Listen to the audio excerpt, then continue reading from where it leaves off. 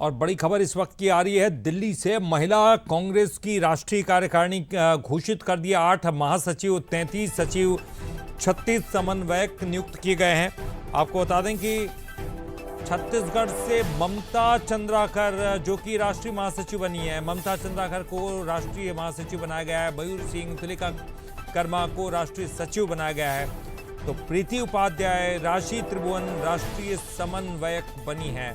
मध्य प्रदेश की बात करें तो नूरी खान को राष्ट्रीय महासचिव बनाया गया है।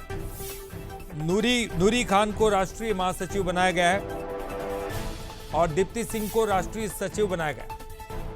और चलिए ज्यादा जानकारी के लिए बात करेंगे। शिखर देवांगन इस वक्त हमारे साथ फोन लाइन पर जुड़ गए, हमारे सहयोगी। शिखर, ममता चंद्राकर को एक बड़ा पद मिला है, राष्ट्रीय महासचिव। क्या कुछ कहा जा रहा है, क्योंकि महिला कांग्रेस की राष्ट्रीय कार्यकारिणी घोषित हुई है? जी देखिए, कांग्रेस में संगठन विस्तार की कवायद लगातार जारी है और जिस तरह से राष्ट्रीय महिला कांग्रेस में संगठन का विस्तार किया गया है, उसमें छत्तीसगढ़ को कई महत्वपूर्ण जिम्मेदारियां दी गई है, जिसमें पंडरिया से विधायक रही ममता चंद्राकर को जो है महत्वपूर्ण जिम्मेदारी दी गई है। उन्हें राष्ट्रीय महासचिव का पद दिया गया है। इसके साथ ही अगर बात की जाए तो महेंद्र कर्मा की बेटी जो है, उन्हें भी एक बड़ी जिम्मेदारी दी गई है। तुलिका कर्मा को महिला कांग्रेस के राष्ट्रीय कमेटी में जो है वो जगह मिली है। इसके साथ ही मयूरी सिंह और प्रीति उपाध्याय को भी एक महत्वपूर्ण जिम्मेदारी दी गई है।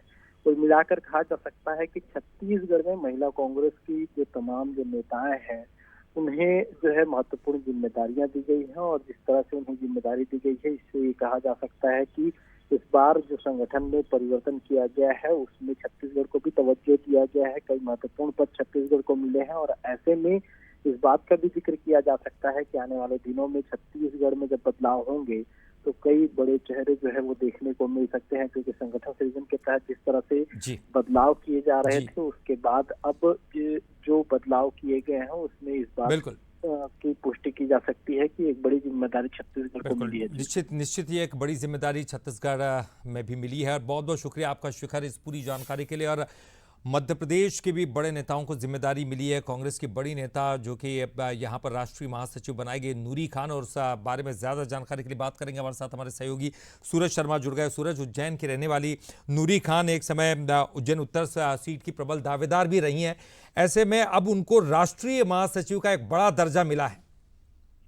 देखिए, बिल्कुल मध्य प्रदेश की दृष्टि से बात करें तो बहुत महत्वपूर्ण जिम्मेदारी है, क्योंकि नूरी खान एक ऐसी नेत्री हैं जो पहले भी कार्यकारिणी अध्यक्ष रह चुकी हैं, उज्जैन से टिकट की दावेदार थी। इसके साथ ही राष्ट्रीय कार्यकारिणी में पिछली बार उन्हें शामिल करने की संभावना थी, लेकिन प्रदेश अध्यक्ष के तौर पर कार्यकारी अध्यक्ष बनाया और अब इस तरीके से जनरल सेक्रेटरी के तौर पर उन्हें बनाया, तो एक महत्वपूर्ण जिम्मेदारी मिली। इसके साथ ही दीप्ति सिंह की बात करें तो उन्हें भी, जो पहले प्रदेश में मंत्री थी, उन्हें एक बार फिर से सचिव बनाया गया। तो 2 महिला नेत्रियों को एक बड़ी जिम्मेदारी राष्ट्रीय कार्यकारिणी मिली है, क्योंकि हमने हाल ही में देखा जब बदलाव हुआ तो रीना बोरासी को प्रदेश अध्यक्ष की कमान मिली।